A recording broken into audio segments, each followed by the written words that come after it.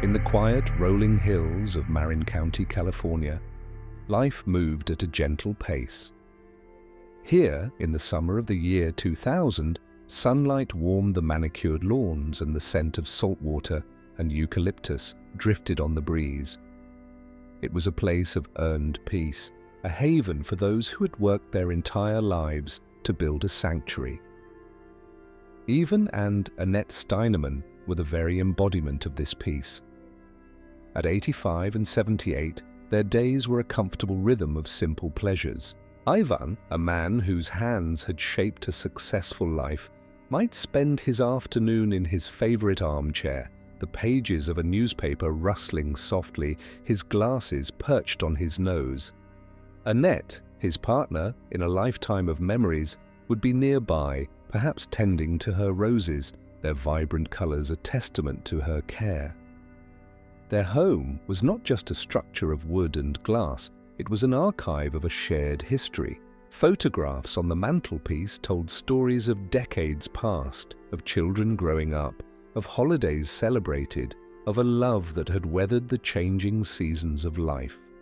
The air inside held a familiar scent, a blend of old books, lemon polish, and the faint, sweet perfume from the garden. There was a profound stillness to their world, the kind of quiet that can only be built by a lifetime of mutual understanding. They were trusting people from a generation that still believed in the inherent goodness of a firm handshake and a friendly smile.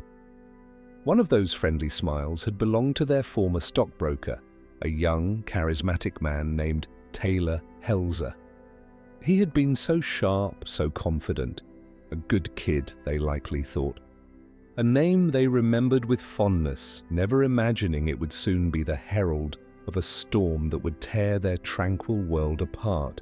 Some 50 miles east across the bay in the sprawling suburb of Concord, a different world was taking shape.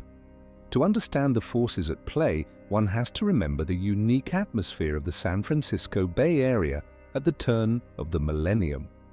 The year 2000 was the absolute zenith of the dot-com bubble. It was a time of dizzying, almost surreal economic schizophrenia. Overnight, 20-something programmers were becoming paper millionaires, while the old economy felt staid and slow. There was a frantic energy in the air, a sense that fortunes could be made in an instant with the right idea or the right connection. This culture of instant wealth created a shadow of profound financial anxiety. For every IPO success story, there were 1,000 people chasing a dream, terrified of being left behind. It was a landscape of extreme aspiration and potential failure, a perfect breeding ground for charismatic figures who promised shortcuts to success, whether financial or spiritual. Taylor Helzer lived and breathed this world. As a stockbroker, he was on the front lines of this economic gold rush. He saw the money, he felt the energy, and he craved his share. But behind the confident smile and the steady gaze, a different reality was festering. He was beginning to see himself as something more than a stockbroker. He was a prophet. He was receiving messages, commandments from a higher power, directives for a war he was chosen to wage against the forces of darkness. His home on Crystal Creek Drive was becoming an echo chamber for his increasingly bizarre ideology. This wasn't a slow descent into madness. It was a methodical construction of a new belief system with himself at its absolute center. He wrote his own commandments, weaving a narrative of divine purpose that justified any action, no matter how selfish or cruel. He told those closest to him that their purpose was to wake the world from its slumber, to fight against the ultimate evil, Satan. And to fight a war, you needed resources, you needed money. The logic was twisted, but within the walls of his house it was becoming an unshakable truth. The charming financial advisor was systematically transforming into a messianic figure, and his first followers were those who should have known him best. Every prophet needs a disciple, and Taylor Helzer found his in the most convenient of places, his own family. Justin Helzer was the younger brother, a man who had spent his life in the considerable shadow of his charismatic older sibling. Where Taylor was confident, Justin was compliant. Where Taylor was the leader, Justin was the loyal soldier. He was drawn into Taylor's burgeoning fantasy, his own identity slowly being eroded and replaced by his brother's powerful, intoxicating vision. The bond between them was not merely fraternal, it became a chain of command. Taylor's word was gospel, his mission a sacred duty. Justin, perhaps seeking purpose or simply unable to resist the force of his brother's personality, accepted the new reality. He became the first convert in Taylor's Church of One. Their small, isolated world soon expanded to include a third member. Dawn Godman was a young woman who had moved in with the brothers. She, too, fell under the spell of Taylor's charisma. He offered her a world of meaning and importance, a role in a cosmic struggle between good and evil. In the mundane landscape of suburban Concord, this was a powerful allure. The house on Crystal Creek Drive was no longer just a home, it became a compound, a temple for their nascent cult, which they called the Children of Thunder. Here, they lived by Taylor's rules. He preached a philosophy of self-empowerment and spiritual warfare, but it was all built around a core of control. He dictated their lives, their thoughts, and their actions, isolating them from the outside world until his voice was the only one they heard. They were a family bound not by blood, but by a shared dark delusion. Within this sealed environment, a plan began to form. It was born of Taylor's divine mandate and a very worldly problem. They were running out of money. The grand mission to save the world could not be funded on charisma alone. Taylor began to speak of a plan, framing it not as a criminal conspiracy, but as a necessary act of taking back what was rightfully theirs from the servants of darkness. His target was a name from his past, a symbol of the wealth and comfort he felt he was owed. His former clients, Ivan and Annette Steinemann. He spoke of them not as the kind, elderly couple they were, but as symbols of a corrupt system. He convinced Justin and Dawn that acquiring their money was not theft, but a righteous reclaiming of assets for their holy war. His words were a hypnotic poison, twisting greed and violence into a noble cause. The plan was set in motion, a collision course between two vastly different worlds. On July 30th, 2000, the sun cast a final golden glow over the Steinemann's home in Marin County. It was a day like any other. Perhaps Annette was in the kitchen, the familiar clatter of pots and pans a comforting sound. Ivan might have been in the garden, enjoying the cool evening air. The rhythms of their life were predictable, safe. Then the interruption came. It may have been a phone call or a knock at the door. The voice on the other end would have been familiar, friendly. It was Taylor Helzer. He had a proposition, a financial matter he needed to discuss in person. For the Steinemanns, there would have been no reason to suspect anything sinister. He was their old broker, a young man they had trusted with their savings. His visit was an unexpected but not unwelcome event in their quiet lives. They opened their door, and in doing so, they unknowingly invited in the storm that had been gathering just over the horizon. The peace of their world was about to be shattered forever.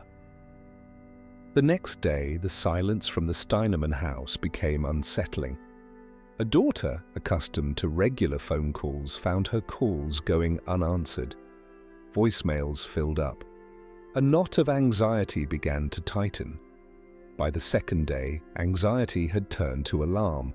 She drove to her parents' home, expecting to find them puttering in the garden or watching television.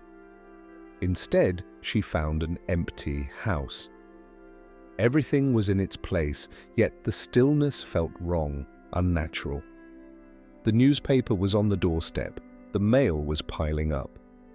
It was as if her parents had simply vanished into thin air. The authorities were called, and police officers walked through the silent rooms. There were no signs of a struggle, no broken windows, no ransacked drawers, but the absence of the Steinemans, two people who lived a life of unwavering routine, was more alarming than any sign of violence. It was a quiet, terrifying mystery. The investigation had begun, but the detectives had no idea they were standing at the edge of a chasm of unimaginable darkness. As investigators began to look into the Steinemans' lives, another young woman was unknowingly being pulled into the same deadly orbit. Her name was Selena Bishop. At 22, Selena was vibrant and full of life, the daughter of famed blues guitarist Elvin Bishop. She was navigating her own path, living in a small apartment with her mother Jennifer, piecing together a life with the optimism of youth. She was independent, friendly, and just like the Steinemans, she was trusting. She knew Taylor Helzer, but not as a prophet or a financial guru. To her, he was just a friendly acquaintance who had hired her for a simple, odd job to water his plants while he was away. It was an easy way to make a little extra cash. She had no inkling of the bizarre ideology brewing inside his Concord home, no idea of the horrific events that had already transpired. She was simply a young woman living her life, a life filled with friends, music, and dreams for the future, completely unaware that she was about to cross a threshold into a nightmare. Soon after the Steinemans' disappearance, Taylor Helzer contacted Selena with a different kind of job offer. He needed help with a financial transaction. He framed it as a complex but legitimate business deal, something that required a bit of running around. He needed her to help him cash some checks.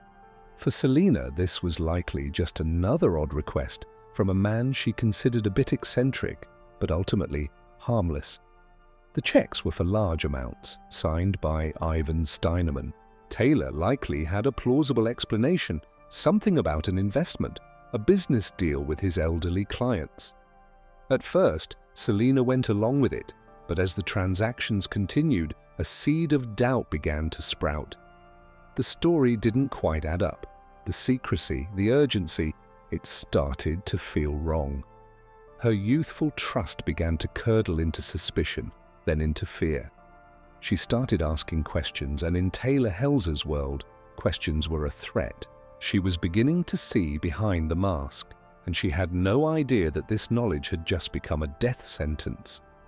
The last time Jennifer Villarin saw her daughter Selena, it was a perfectly ordinary moment. A quick goodbye, a promise to talk later. But later never came. The hours stretched into a day, then two. Calls to Selena's cell phone went straight to voicemail. Texts went unanswered. For a mother, this silence is a unique form of torture. Jennifer walked into a local police precinct, her heart a cold stone in her chest. The station smelled of disinfectant and old paper. She sat across from a uniformed officer, a young man who listened patiently, but with a professional detachment. She explained that her daughter, Selena, was missing. She was 22. She was responsible. This was not like her.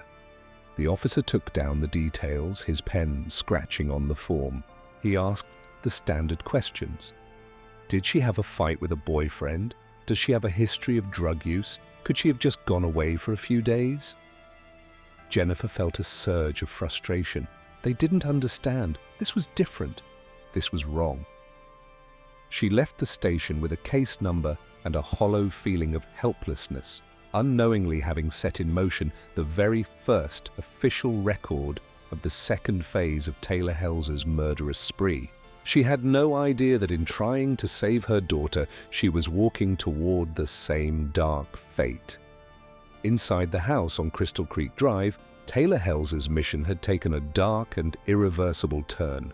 The extortion of the Steinemans had been completed, their signatures forced onto checks totaling $100,000, but they were now witnesses. In the cold logic of Taylor's New World Order, witnesses were a liability that had to be eliminated. The details of what happened next are the stuff of nightmares pieced together later from a lone survivor's confession. The friendly, elderly couple who had opened their door to a familiar face were subjected to unimaginable terror before their lives were brutally taken. They were murdered not in a fit of rage, but as a calculated step in a business plan. Then came Selina Bishop. When her questions made her a threat, she too was lured to the Concord house. The young woman who thought she was just doing a favor was met with the same cold, methodical violence. The house on Crystal Creek Drive had become a slaughterhouse, its suburban facade hiding a secret chamber of horrors. Under the cover of darkness, the Children of Thunder set out to erase all evidence of their crimes. They drove north to the winding, murky waters of the Sacramento River Delta. The air on the delta at night is thick and damp, smelling of mud and decay. The only sounds are the lapping of water against the shore and the low drone of insects. Into this oppressive blackness they carried their grim cargo, heavy duffel bags weighted down with the dismembered remains of their victims. One by one, they dropped the bags into the cold, dark water, watching them disappear beneath the surface. For Taylor, this was not a desecration. It was a necessary cleansing, a disposal of the physical remnants of a completed mission. As their small boat cut through the black water, they believed they were sinking their secrets into an eternal grave, confident that the river would hold them forever.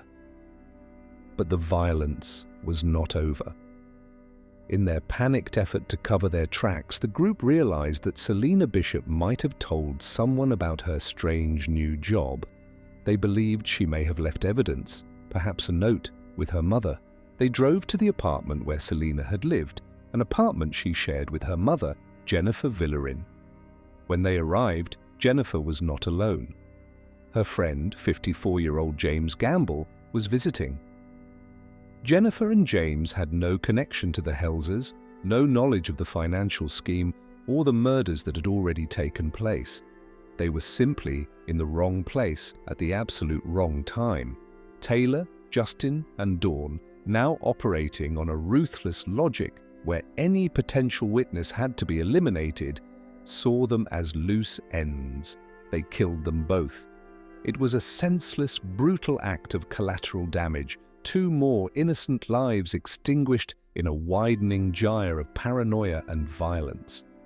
Back in Concord, detectives were starting to draw lines between seemingly unrelated cases. The disappearance of the Steinemans was their starting point. As they dug into the couple's financial records, they found the recently cashed checks totaling $100,000. The name on the endorsement was their former broker, Taylor Helzer.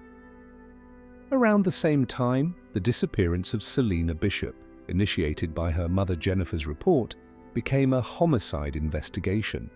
And when detectives learned that Selina had recently been working for a man named Taylor Helzer, the pieces began to click into place. The name was the link.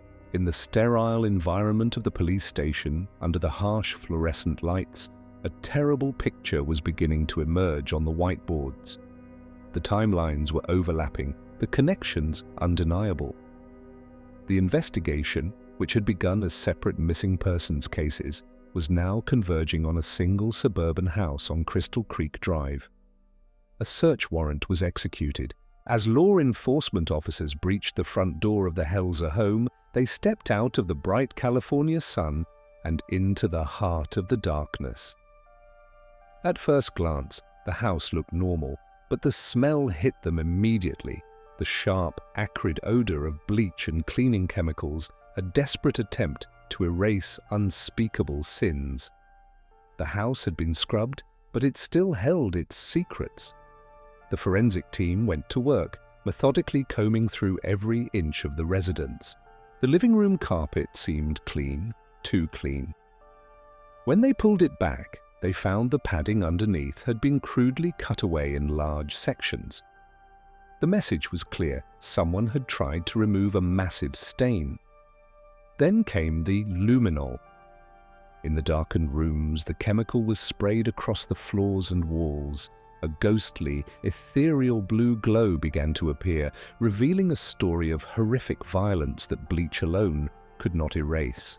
Blood spatter was visible on the walls, and vast pools of it had soaked through the floorboards into the subfloor, a silent testament to the struggle that had taken place. During the search, a technician found something small lodged in a crack in the floor. It was a tooth fragment. This tiny piece of evidence would later prove to be a crucial link to one of the victims, a piece of a person that the killers, in their meticulous cleanup, had missed. The evidence from the house was damning, but it was circumstantial. For Detective Miles Corrigan, a veteran investigator whose calm demeanor masked a relentless drive, it wasn't enough. The late-night quiet of the Concord police station was his sanctuary, a place to think. The air was thick with the smell of cold coffee. On a large whiteboard, photos of the smiling victims were pinned next to the chillingly normal face of Taylor Helzer. Corrigan stared at the board, the lines of string connecting names and places, forming a spider's web of tragedy. He knew what had happened in that house. He could feel it. But he couldn't prove it. The bodies were missing. His younger partner spoke from across the room. "They bleached the place, Miles. We've got the blood evidence, but without the victims, a good defense attorney will call it a botched cleanup of a wine spill."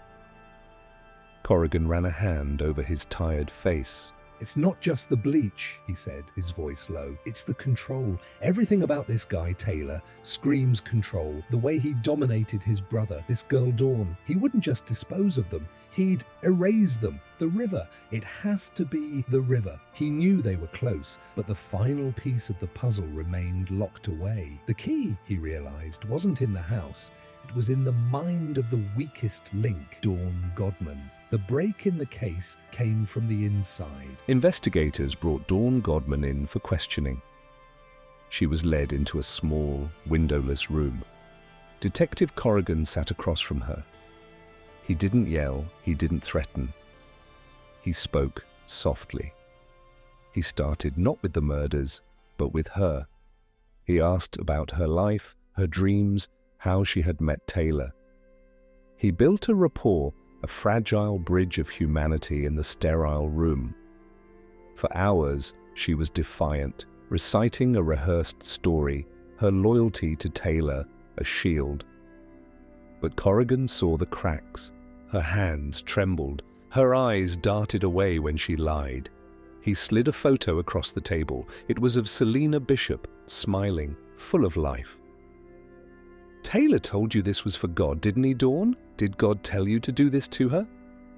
Dawn flinched. Corrigan pressed on, his voice still quiet but edged with steel. "We know what happened in that house, Dawn. The luminol doesn't lie, the blood doesn't lie. Taylor is going to let you take the fall for this. He's a prophet, right? He'll have a vision that tells him it was all your idea. You will die in prison, and he will walk away." The words hit her like physical blows. Her shield shattered. The loyalty, built on a foundation of lies, finally crumbled under the weight of her own guilt and terror. The first sob escaped her lips, a raw, ragged sound. And then the horrifying story came pouring out. With Dawn Godman's confession, the hunt for the Helzer brothers began in earnest. Their faces were broadcast on every news channel. They were now fugitives, the subjects of a massive statewide manhunt. Justin was apprehended first, taken into custody without a fight, his role as the follower holding true even to the end. But Taylor, the charismatic leader, would not go so quietly. He led police on a chase, a final, desperate act of defiance. The pursuit ended in a tense standoff. Surrounded with nowhere left to run, the self-proclaimed prophet was finally cornered. His divine mission had ended not in a blaze of glory, but in the cold, hard reality of flashing police lights and the click of handcuffs. The war he had imagined was over, lost before it had ever truly begun. The trial of Taylor Helzer, Justin Helzer, and Dawn Godman was a media sensation. The courtroom was packed every day, a silent audience to a story of suburban horror. The prosecution, led by a seasoned district attorney, meticulously reconstructed the timeline of terror. They presented the financial records, the chilling forensic evidence from the house, and the horrific discovery in the river made possible by Dawn Godman's confession. But the most powerful moments came from Dawn herself. On the witness stand, she recounted the events in a voice barely above a whisper, her testimony painting a vivid, terrifying picture of Taylor's absolute control. In his closing argument, the prosecutor stood before the jury, his voice ringing with quiet fury. He pointed to the Helzer brothers who sat emotionless at the defense table. "Look at them," he said. "They want you to believe this was a spiritual quest, a mission from God. But this was not about God. This was about greed. This was about a cold, calculated plan to steal $100,000 from an elderly couple who had the misfortune of trusting the wrong man. Even Annette Steinemann, Selena Bishop, Jennifer Villarin, James Gamble. These are not symbols. They are not collateral damage in a holy war. They were people. They had families. They had futures. And those futures were stolen from them in a house of horrors on Crystal Creek Drive for nothing more than money." As he spoke, a quiet sob could be heard from the gallery, where the victims' families sat, enduring an agony that would never truly end. The jury deliberated for less than 2 days. The verdict was guilty on all counts. Dawn Godman, in exchange for her testimony, received a sentence of 38 years to life. For the Helzer brothers, there would be less mercy. They were sentenced to death, their final judgment to be carried out by the state of California. The brothers were sent to San Quentin State Prison, their final destination. The grand crusade against Satan was reduced to the grim reality of life on death row. But they would not meet their end at the hands of an executioner. In 2010, after years of appeals, Taylor Helzer, the prophet who had promised his followers a new world, took his own life in his cell. 3 years later, his brother and first disciple, Justin, followed suit. Their violent, self-made ideology ended in the profound silence and despair of a prison cell. It was a final, pathetic end to a story that had begun with such grandiose visions of power and purpose. The echoes of the crimes committed by the children of thunder still linger. The case remains a chilling study in the psychology of control and manipulation. Experts point to it as a classic, if extreme, example of what is known as a shared psychotic disorder, where a dominant person's delusions are transmitted to and accepted by more passive individuals. Taylor was the architect of the fantasy, but it took Justin and Dawn's compliance to make it a murderous reality. More than that, the case serves as a cautionary tale about the dark side of charisma, a reminder that the most monstrous evil can wear a friendly, handsome, and utterly trustworthy face. The house on Crystal Creek Drive now stands as a quiet monument to a nightmare, a testament to the darkness that can fester just beneath the surface of a perfectly ordinary American suburb, and a permanent reminder of the 5 innocent people who paid the ultimate price for one man's twisted war with reality.